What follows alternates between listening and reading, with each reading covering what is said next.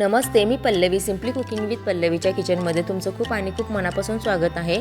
आज आपण बनवणार आहोत पारंपरिक आणि खूपच चविष्ट असा कैरीचा गुळांबा.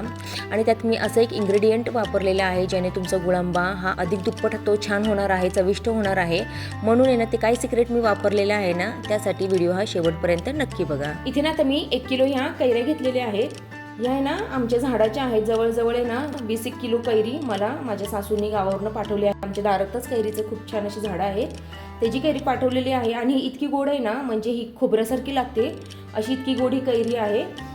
म्हणून आहे ना ह्याचा भरपूर मी असं गुळांबा हा करून ठेवते. तर ही रेसिपी करताना म्हटलं चला तुमच्याबरोबर पण शेअर करावी. मी ह्याच्या आधी पण घरी जवळजवळ 3 ते 4 किलोचा गुळांबा हा माझा करून झालेला आहे. तर म्हटलं चला 1 किलोचे मी तुम्हाला गुळांबा अचूक प्रमाणात दाखवते. म्हणून इथे मी ही रेसिपी शेअर करत आहे. आता इथे मी ना खूप गोड अशी कैरी घेतलेली आहे. आता कैरी गोड ही का घ्यायची, तर ह्याला ना गुळ आहे ना खूप कमी लागतो. तो किती लागतो, गोड कैरी असल्यावर किती गुळ घ्यायचा, आंबट कैरी असल्यावर किती घ्यायचा, हे मी तुम्हाला अचूक प्रमाण दाखवणार आहे. जेणेकरून आहे ना गुळ पण जास्त खाल्ल्यासारखं वाटणार नाही किंवा जास्त गुळ पण आपण टाकायला नको म्हणतो, कारण गुळ पण शेवटी गोडच आहे, चांगला नाही एवढा. म्हणून म्हणजे हे सगळं मी प्रमाण तुम्हाला अचूक सांगणार आहे. चला तर मग उशीर न करता या रेसिपीला सुरुवात करूया. आता जरी वजनाने 1 किलो भरली ना, तरी ना हे खिसल्यावर आहे ना किती भरते हे पण मी तुम्हाला सगळं वजन करून दाखवणार आहे. आणि त्याला गुळ किती घ्यायचं हे अचूक प्रमाण मी तुम्हाला दाखवणार आहे. चला तर मग ही मी धुवून पुसून घेतलेली आहे, स्वच्छ पुसून घेतली मी. आणि आता ते आपल्याला साल काढून घ्यायची ह्याची. ही आपल्याला आधी ना साल काढून घ्यायची आहे. ताजी कैरी घ्यायची, जरी तुम्ही मार्केटची घेतली तरी एकदम ताजी अशी घ्या, कारण पिवळी झालेली कैरीचा गुळांबा आहे ना हा चांगला नाही लागत. म्हणून आहे ना कधी पण कैरी ताजी घ्यायची आपल्याला. आता ह्याची अशी साल काढून घेऊया आपण आणि मग ती आपल्याला मोठ्या खिसणीने खिसून घ्यायचं आहे. साल काढून घेऊया. मी ते एका साईडला ठेवते. सगळ्या कैऱ्यांची आपण आहे ना अशी साल काढून घ्यायची आधी. खिसून झालं ना, ह्याची कुई काढली ना आणि साल काढली ना, ह्याचं वजन हे कमी भरतं. म्हणून कधी पण आहे ना वजन आधी करण्यापेक्षा आहे ना खिसून झाल्यावर वजन करायचं आणि त्यानुसार आपल्याला गूळ घ्यायचा आहे. ते बरोबर असं ठरतं. मी तुम्हाला ते सगळं पुढे दाखवणार आहे, सांगणार आहे अचूक प्रमाण. आपली ना ही सगळी कैरी ही सगळी छान अशी साल काढून झालेली आहे. आता आपण ह्याला खिसून घेऊया. आता आहे ना खिसताना कधी पण काय करायचं ना, मोठ्या हुलाची आपल्याला खिसणी घ्यायची आहे. आता आपण आहे ना कैऱ्या खिसून घेऊया. असं करून खिसायचं आहे, म्हणजे ना छान असं ह्याचा ना खिस पडतो. तुम्ही बघू शकता असा आपला खिस तयार होतो. आणि ना आतमध्ये ना ही खूप अशी कवळी कैरी आहे. हे जे ना आताशी काय ना ही कुई बनायला लागलेली आहे अशी कैरी आहे.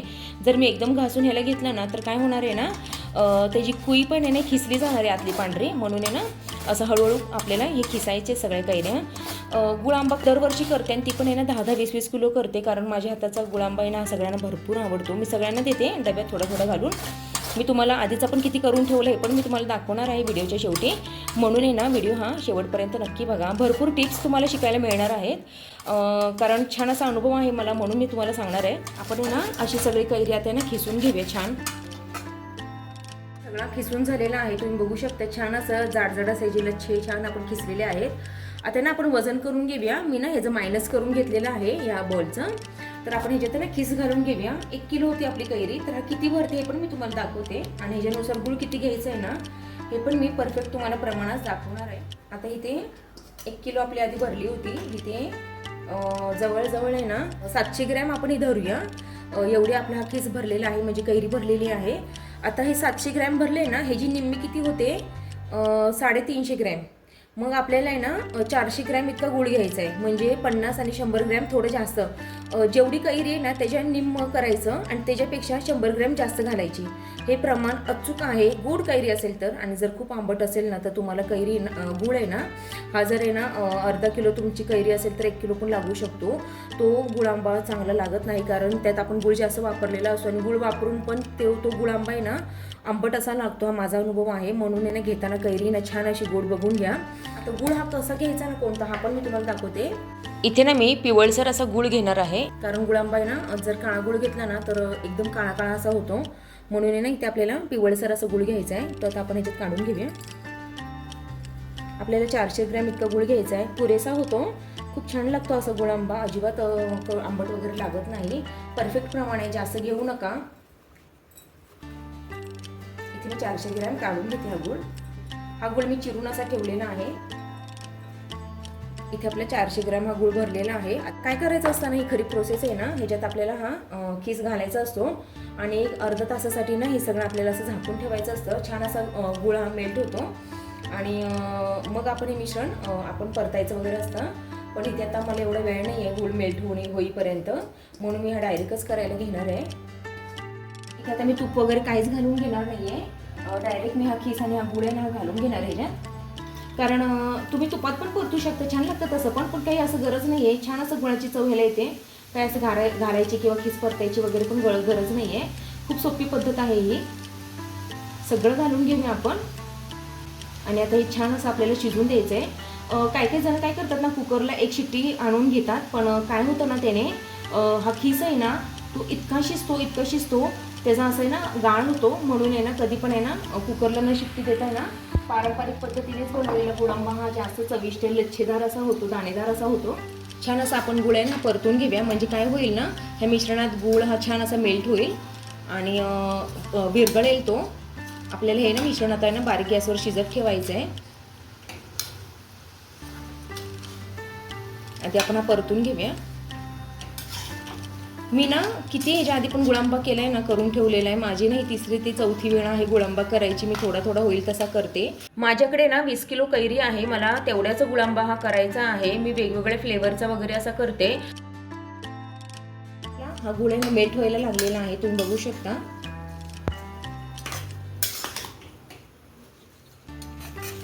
काही टिप्स आहेत ते जर फॉलो केले ना छान असा होतो.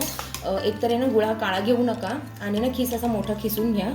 छोट्या गोष्टी आहेत, खूप सोपं आहे, पण त्याने पण थोडा फरक पडतो गुळांब्याला. बघू शकता छान असं आपलं आहे ना गुळाचं जे पाणी झालं होतं ना ते आटायला लागलेलं आहे. आता ना ह्या स्टेजला आहे ना तुम्ही विलायची पावडर पण घालू शकता. खूपच छान होतो त्याचा पण गुळांबा, टेस्टी लागतो. पण इथे ना मी एक सिक्रेट इन्ग्रेडियंट्स घालणार आहे, ते तुम्हाला मी पुढे दाखवतेच. मी वेगवेगळ्या फ्लेवरची करते गुळांबा, नेहमी एकच ह्याचं नाही करत, तर ते पण मी तुम्हाला दाखवणार आहे. आता ना अजून आपल्याला टिकवायचं जर असेल ना तर अजून आपल्याला थोडा आटवून घ्यायचं आहे. अजून थोडं आपण ह्याला आटवून घेऊया. एक 5 मिनिटं ह्याला अजून आपण आटवून घ्यायचं आहे. आता इथे ना गुळांबा हे झालेलं कसं आपण खूप ओळखू शकतो. ही कढई सोडायला लागलेला आहे पूर्ण, हे बघा तुम्ही बघू शकता. म्हणजे आपला झालेला आहे आणि असाच गुळांबा जर झाला ना तर तो पूर्ण टिकतो, छान असा तो टिकतो. बाहेर पण तो वर्षभर टिकतो. पण मी सजेस्ट करेल की शक्यतो बाहेर हा ठेवू नका, कारण वातावरणानुसार पण काही ठिकाणी दमट हवा असते. त्यामुळे ना फ्रीजमध्ये ना खूप छान 1 वर्ष नाही तर 2-2, 3-3 वर्ष पण हा टिकतो. हा माझा अनुभव आहे. आता ना ह्याच्यात मी एक सिक्रेट तुम्हाला जी बोलली होती ना मी घालणारे घटक, तो म्हणजे मँगो क्रश आहे, ते मी घालणार आहे. ऑप्शनल आहे, तुम्हाला घालायचं असेल तर घाला, नाही घातलं तरी पण चालणार आहे. इथे ना मी 1 टेबलस्पून इथे घालत आहे. त्याने टेस्ट आहे ना भन्नाट लागते. विलायची पावडरने पण खूप छान लागते, पण थोडा वेगवेगळ्या फ्लेवरचा ना मुलांना हा खायला आवडतो जास्त. तुम्ही एकदा या पद्धतीने करून बघा आणि मला मग तुमची प्रतिक्रिया सांगा की कसा लागला. आंबा पोळी जर तुम्ही खाल्ली असेल ना तर तुम्हाला ही टेस्ट कळेल. सेम तसा हा गुळांबा लागतो. इथे आपला गुळांबा रेडी झालेला आहे, तुम्ही बघू शकता. छान असं आहे ना, त्याचा पूर्ण गाळ झालेला नाही, काही झालेला नाही. आणि ना तुमच्या माहितीसाठी मी सांगते, ह्याला जास्त आटवायला पण गॅस वाया गेलेला नाही आहे, कारण आता गॅसचा खूप प्रॉब्लेम आहे. पण ह्याला अजिबात वेळ लागत नाही. बारीक गॅसवर आहे ना हा 20 मिनिटात तयार होतो.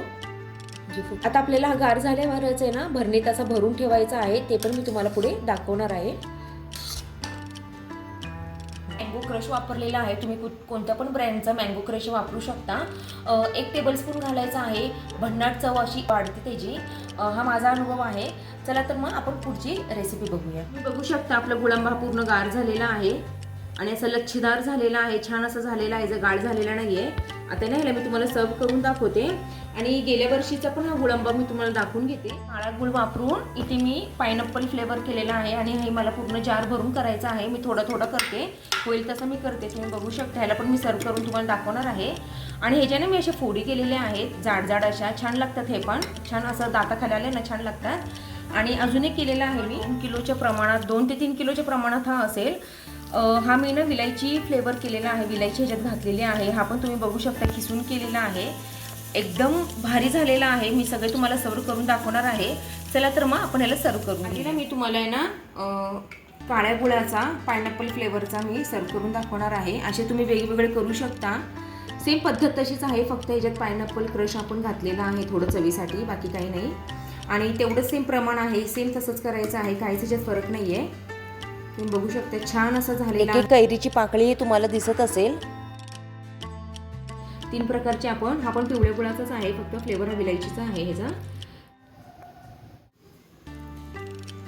ही कैरी आपण अशी साठवली ना, आपण वर्षभर ह्याचा आस्वाद घेऊ शकतो. लहान मुलांना जॅम सॉस देण्यापेक्षा ना मला कधीही ना असे घरी पदार्थ केलेले भरपूर आवडतात, पौष्टिक असतात. मुलांसाठी पण काहीतरी भाजी खाऊन कंटाळा आला किंवा आपल्याला पण आहे ना भाजी खाऊन उन्हाळ्याचा कंटाळा आला, त्यावेळेस ना हा पर्याय अतिउत्तम आहे. प्रवासात तुम्ही नेऊ शकता, घरी खाऊ शकता. काहीच याला वर्ष 2-2 वर्ष होत नाही. जर तुम्ही छान पाक बनवला ना तर हा बाहेर पण वर्षभर राहतो आणि जर तुमचा पाक सैल झाला असेल ना तर मग तुम्ही फ्रीजमध्ये पण हा 2 वर्ष सहज टिकवू शकता. अजून हा गरम आहे आणि गार झाला ना अजून हा लच्छेदार असा छान होतो, जसं तुम्ही बाजूचा बघत आहे केलेला मी पायनॅपल फ्लेवरचा वगैरे तसा होतो डायरेक्ट. हा थोडासा अजून मला गरम वाटतोय, थोडे वाफा येते त्याच्यातून. असा तुम्ही गुळांबा नक्की ट्राय करा आणि आवडलं असेल तर माझ्या चॅनलला लाईक शेअर आणि सबस्क्राईब करायला विसरू नका. चला तर मग पुन्हा भेटूया अशा एका छानशा आणि नवीन रेसिपीमध्ये. तोपर्यंत